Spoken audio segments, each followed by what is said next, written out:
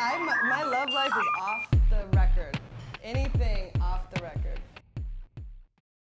But isn't it much harder to let someone listen to the music you made and that person is someone you look up to or are in love with, than to a person that's just a regular person? Well, I don't know. I've always, yeah. But I mean, I didn't know who else. I didn't know who else to play it for. He was like the only person I played it for. And I don't know. I've always liked collaborating with people that I was in a relationship with, just because I think that I want to work all the time. I want to do art all the time. I'm very focused on it, and so I like bringing in. It's nice to kind of combine two. For me, it can be a lot of trouble. I would not recommend it, but I keep making the same mistake on it, so I don't know what to say. Oh yeah, and also while I was in college, I forgot to say, I was playing music, and I taught my boyfriend at the time, Britt Brown, who now runs Not Fun, is on the cover of The Wire. I taught him how to use a 4-track back when we were in college. We used to go. So that's what I was doing before I did Amsterdam, in between there. Oh, LA, yeah. But at this point, there's no boyfriend involved my love life is off the record. Anything off the record. That's what I had to say. And how much of Gowns is on your record? Are those? Well, several of the songs on there are really old. Like Marks and Butterfly Knife were both written back kind of when Gowns was around, but Ezra was out of town, going and touring. And these were like the first things that I recorded. But at the time, like I said, I was like,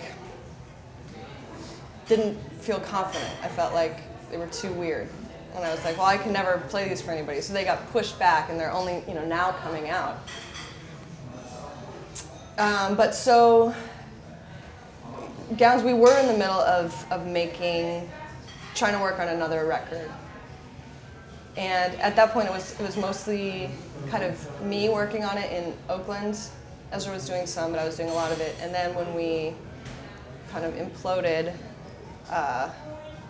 he sent me an email like a few weeks later saying, you should take all this stuff. I really want you to take everything that we've worked on, use whatever you want to use, just like get it out there, which I thought was great. And so even though we can't necessarily talk to each other so much, we can a little bit, we still wanted to be supportive of each other, I think. We're far away. There's not a lot of talking going on anymore? How does he feel about Past Time? About this record? I don't know.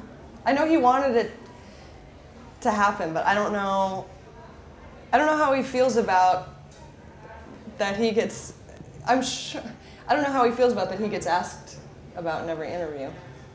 I don't know. I haven't talked to him for a little while. So I don't know, I hope he's okay with it.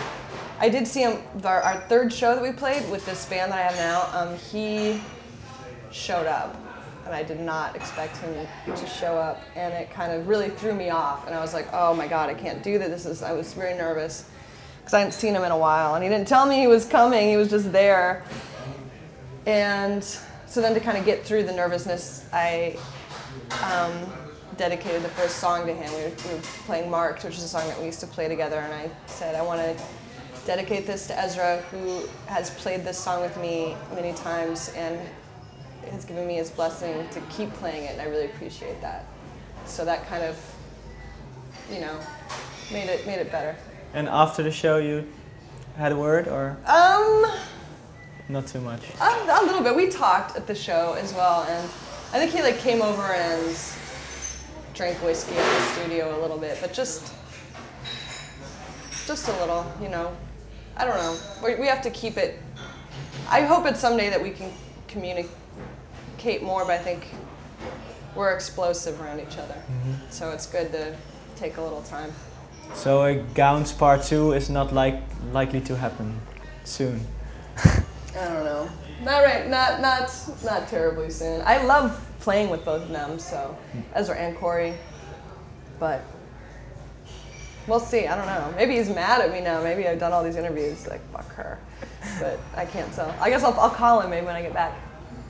Okay, well, we'll stop talking about him then.